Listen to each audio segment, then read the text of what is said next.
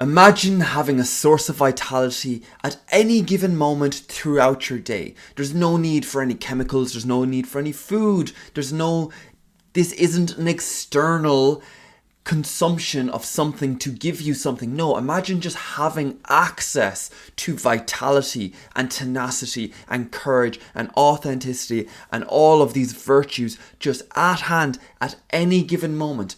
How do you do it, I hear you ask? I hear you cry, as in for life satisfaction and ease and comfort and just flow and finesse and all of these things in life, not just in my relationships, not just in my professional life, but just how I talk to myself, in my social groups, in my sexual encounters. Oh dear Lord. But how do you have access to this, you might ask? You see, in today's world, we're kind of awash in problems. There's loads of things going wrong, and we're all very analytical. We're all very thought orientated. We think that we can think through any problem, and that will get us a good solution. But no, because if you want a thing, if you want a passion, if you want to be passionate about something, you have to be non-rational about your attachment to it. Just by definition, it doesn't really make sense to obsess over music or art or writing or reading or any of these things. It doesn't make sense to obsess over it that much. So you have to make a non-logical jump. You have to have a leap of faith into just identifying with this and not trying to justify it, not trying to kind of excuse it or explain it or anything like that. It's just, this is who I am. So with that in mind, how do we find a thing? How do we find who we are? How do we find this vitality, this spark, this finesse, this everything? How do we find it? Well, we have to look at the rules of the game.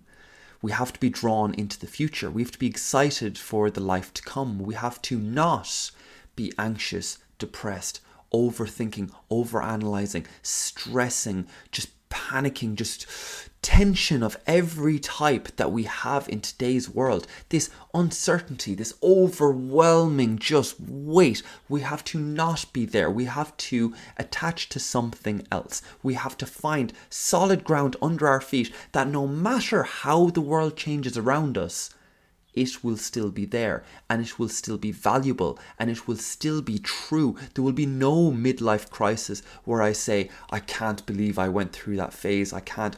What? Okay, with all of this said, I'm making promises left, right, and center here. What am I on about? Nathan, tell me, what is this thing that gives me access to vitality at any given moment without the need to consume something to get it?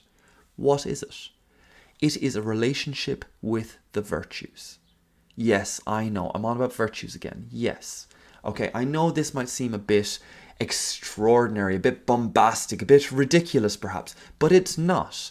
This is genuine. This is sincere. When you are overwhelmed by the world and you don't know where to go, and you don't have something drawing you forward into the future, that is a very painful place to be. And you might say, yes, the virtues, yeah, whatever. The true, the good, and the beautiful. Yes, it draws me forward. Yes. And it's just, but it doesn't catch your spark. It doesn't just scream to you to be attended to. So, for today, I'm going to go through the list of virtues, and you tell me just tell me if there's any one of these that you do not want to own. If there's any one of these that just kind of bristles against you, that you don't like it, that you're just like, no, I'm better off without that. And I can promise you, challenge it and dig into it and explore it. And you will find that, in fact, you do want it. And that all of these virtues are the things that call you forward. This is the draw to aspire to be more than you are. So let's go through this. Let's go through this challenge, okay? There's 30 odd virtues here, and we'll see if there's even one of them that you say, nah. Acceptance, assertiveness, authenticity, beauty, caring, cleanliness, commitment, compassion, confidence, consideration, contentment, cooperation, courage, creativity. I'm only at C.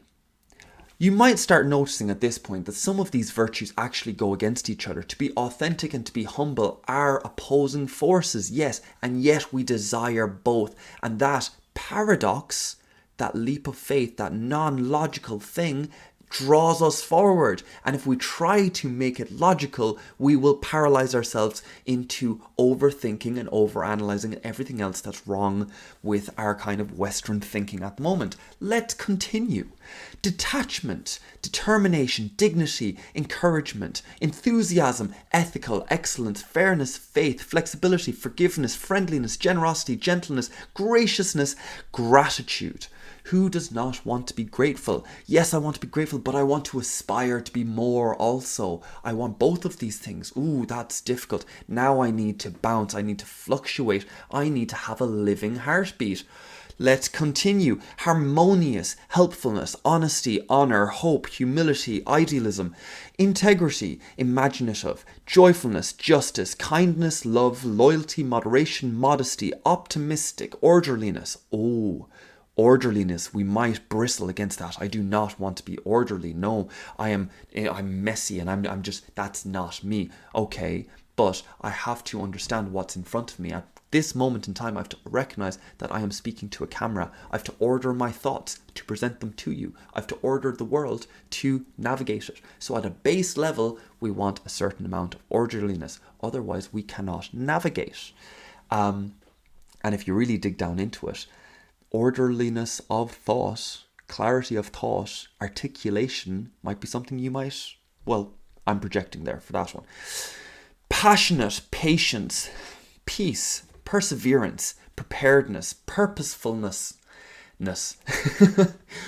reliability, respect, responsibility, reverence, self-discipline, service, sincerity, tact, temperance, tenacity, thankfulness, tolerance, trust, truthfulness, understanding, unity, visionary, wisdom, and wonder. Who does not want a bit of a wonder in their life where you say, isn't that wonderful? Isn't that awe-inspiring? Isn't that more than I can actually understand right now? That sense of wonder, it is more than, and yet I surrender into it. That is a beautiful virtue. That might not be the one that spoke to you there. I'm going to leave this list of virtues down in the description below, and I want you to pick one. Just go through one. And I promise you, if you dig into it, just digest it for the day. If you dig into it, you will realize that all of these virtues link into each other. If you want to be courageous, you have to accept what's there. You have to be authentic and meet it genuinely. You have to be orderly. You have to sift through what is the problem and what's not the problem. There are so many things because they all link in together. This has been described as fragments of God, but let's not use the G word because ABC, anything but Christian, as they do say. And, hey, look, we're in a transitory phase of the world and all the rest. So to source, to something bigger, to whatever it is that we are trying to aspire to, this is the fragments of it. These are the aspects. This is the different colors of the rainbow of that shining light that draw you forward. That's for the esoteric and kind of spiritual among us, and I do include myself there, because you have to a little bit. But if you want to be totally secular, just give it a moment. Pick one virtue, just one. Read this list and see which one screams to you. For good or for bad, it demands your attention. That is the one. And digest it. Try to find it throughout your day. Try to find it in your social interactions, in your relationship interactions, in your job, in how you speak to yourself, in how you approach the world. You might think of beauty. Beauty is something that attracts me in.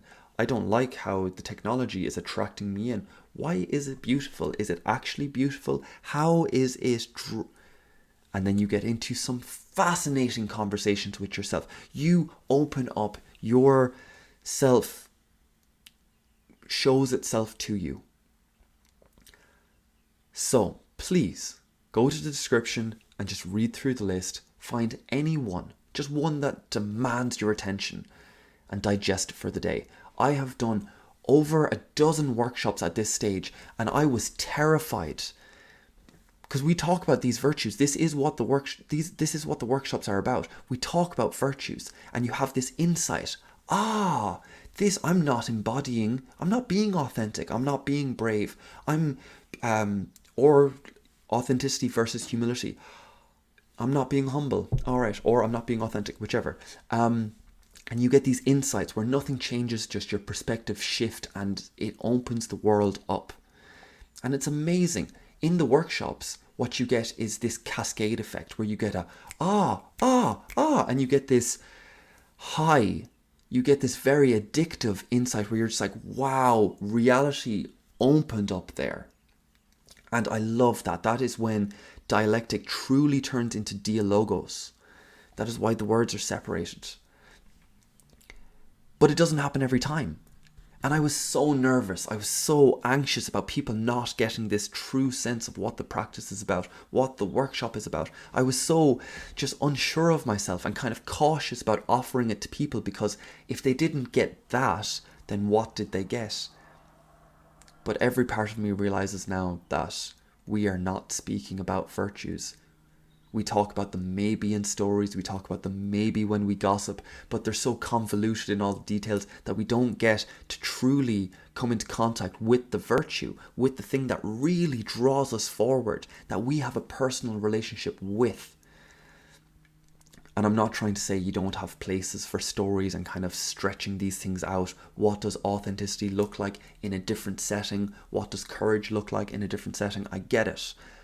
But truly, self-talk with these virtues opens the self up in an amazing way, and it will make you more vital, because when you're lost and you don't know where exactly to go, you will naturally start looking for these sparks, these draws into what is to come. And in a world where everything is very unsure and unstable, I have found these to be a firm footing for having vitality, having zest, and saying, it doesn't matter. I will move forward. I will march. So go to the description below, find a virtue that shouts to you and digest it for the day. That is my challenge to you today. Enjoy it. I know it will serve you. So I hope you have had a good week. I hope you have a great day digesting this, and I hope you are looking forward to the week to come. I will see you in the next video, guys. Bye.